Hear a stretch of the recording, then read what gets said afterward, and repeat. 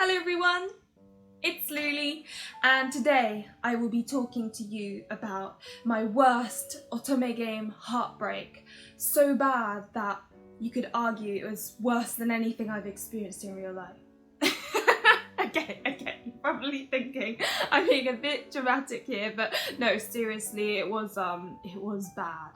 But anyway, before I start, I will be including spoilers of Vergunty. This is an indie Japanese otome game. It is unlocalized, therefore only available in Japanese. However, if you're curious, check the link below. But anyway, let me start. So let me, just quickly go through my usual vibes or feelings when it comes to otome. Normally I don't cry that much, if I'm to be completely honest, and you're probably gonna think, wow, you're so cold-hearted, but no, it's just that normally I'm so detached from the character, and I'm just so this is fantasy, this is fairy tale, and it's not really, I don't find it relatable. Therefore, when something really sad happens, I'm normally like, oh, that's really sad, I feel bad. And I do feel sad, it's just that I don't brawl my eyes out, if you know what I mean. Even Cafe Enchante, bits of Pure Fiore, or even Shuen no Virushu, the most depressing otome game out there, at least by otome anyway. Yeah, it just didn't really, I didn't cry, but this, honestly, we're talking playing it 3 a.m. I think it was my grandmother's, so I was awake 3 a.m. on my little laptop playing this game, and just what happened, I broke down. I was bawling my eyes out, I was crying, and we're not talking kind of crying, we're talking that sort of crying. Fortunately it was 3 a.m. so no one knew this happened. But it was bad. But anyway, let me paint the picture of why this was such an emotional experience. This game is actually, based in a modern setting. It's about this woman who is going through kind of daily life. She works, I think, as a publisher or something, and she, every year there's this competition for those who want to be script writers. And so, she's shuffling through, and one catches her eye, so she kind of writes, puts that forward as a potential winner type of thing, because they're supposed to pick ones out and kind of predict whose will be the winner. But either way, I think, yeah, his doesn't win, and just so you know, this is a love interest. But his doesn't win, but there is this little party that they hold, and his was almost the winner, therefore he gets invited as well. And the thing is, this boy is I think 17. He is a high school, naive, innocent high school student where you're like, oh, bless you, you're so adorable. And he falls for the main character. It's love at first sight. And he's and you see from his perspective as well. And he's kind of oh my God. And then he falls in love with the main character. Main character doesn't realise this. Anyway, he ends up working as an intern or something at the company that she works in. And, as they work together, their, relationship becomes closer and closer until the point, the main character's no, he's too young for me. I shouldn't deal with this. While the love interest is trying to figure out a way to go out with her. And in the end, she gives in. And she goes out with this young boy. They don't do anything because, he's underage, so there is strictly no physical, any of that. But they love each other, so they are together, and it's really, really sweet. You're oh, that's really sweet, I like it. Now, the problem is, he actually has a dream of becoming a scriptwriter. I mean, that's how he ended up putting his work in, and that's how she, took note of his work, and that's kind of what brought them together.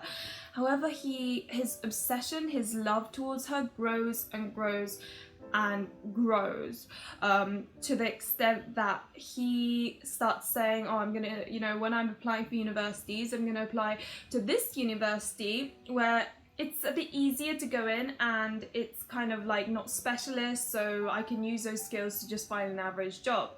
And she's but what about your dream as a scriptwriter? And he's oh yeah, but I want to get married to you and support you, so I can't chase my dream. I'm just gonna, I just love you so much that this is what I'm gonna do. And she's oh, okay, this is a problem.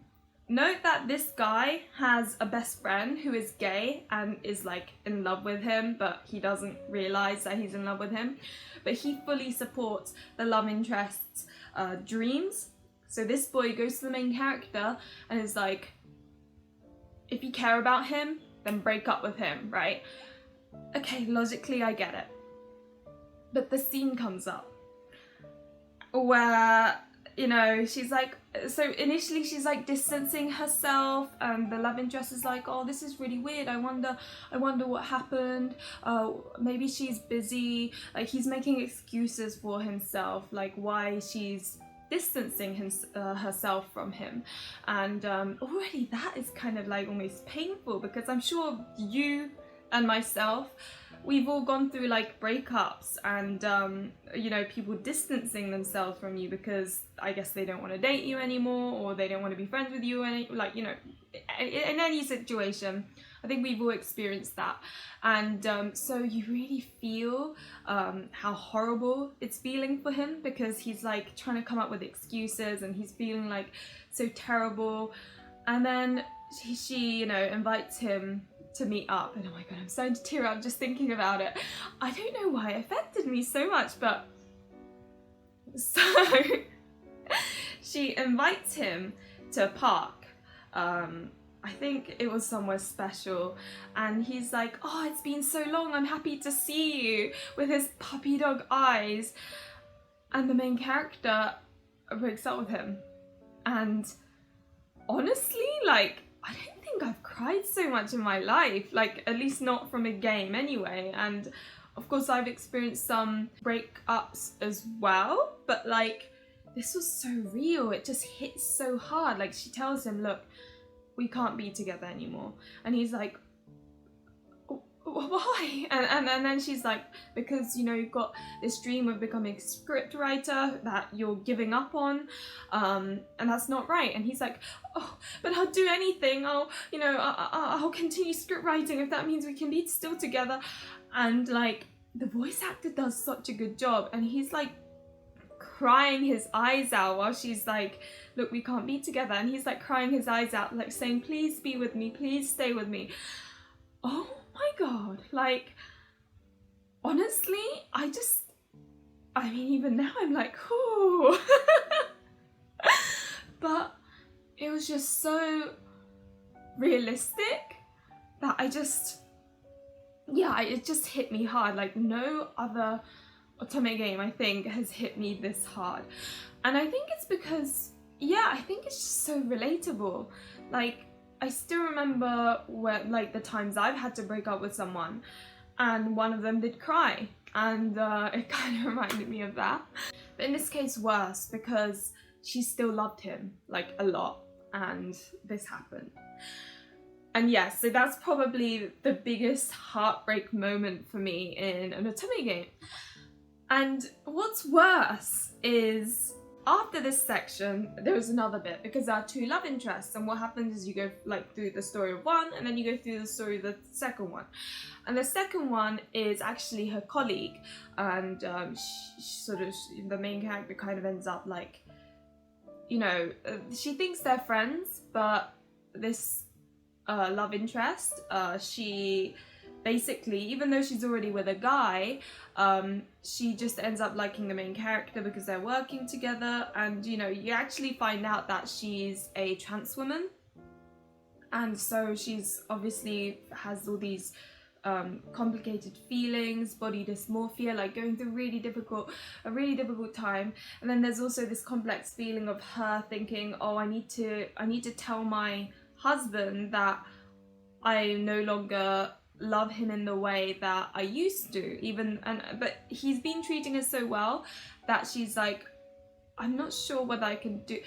Anyway, in the end, she says, look, I've fallen in love with this person, I'm gonna have to leave you. And then you see the story of the main character and her colleague and how they're together. And it was, so as you can tell, you go through this like breakup with this boy who like is rolling his eyes out, which is the bit that I cried my eyes out also for. And then you have this yet another tragic situation because, you know, this game is all about there's no true happily ever after type of thing. So that was the topic. I should have prepared myself. Anyway, so you got the boy, and then you've got this other love interest who's going through this complicated feeling of, I love this, my husband, but not in the romantic sense that I used to. And like all these complicated feelings going through her mind as well, and you feel for her as well. And I tell you, I have not finished this game yet. And you know why? It's because at the very end, you have to either pick the boy or the colleague. And by this point, you're so invested in both characters, you can't choose. I mean, honestly, you can't choose. So, yeah, no, it's a real roller coaster. I don't actually know how it ends. I don't know if I ever will, because I just don't know whether I could like deal with whatever happens in it. Dear Lord, midway I was already crying my eyes out. God knows what the ending's gonna be like. So yeah, but I do recommend this game to those who like angst. There's so much angst, like so much angst. And I understand that because it's an indie game, it's not as polished or, you know, perfected as you'd get from Otome or Reddit or Neo Romance or whatever. But it is good. Like, I am telling you, it is good. But anyway, that's the end of storytelling time, of me, like, expressing the heartbreak that I experienced through this route. Perhaps you may play it and understand me now. But anyway, as is always the case, thank you very much for watching. Remember to like and subscribe if you enjoyed the content, and hopefully I'll see you in another one of my videos. Bye!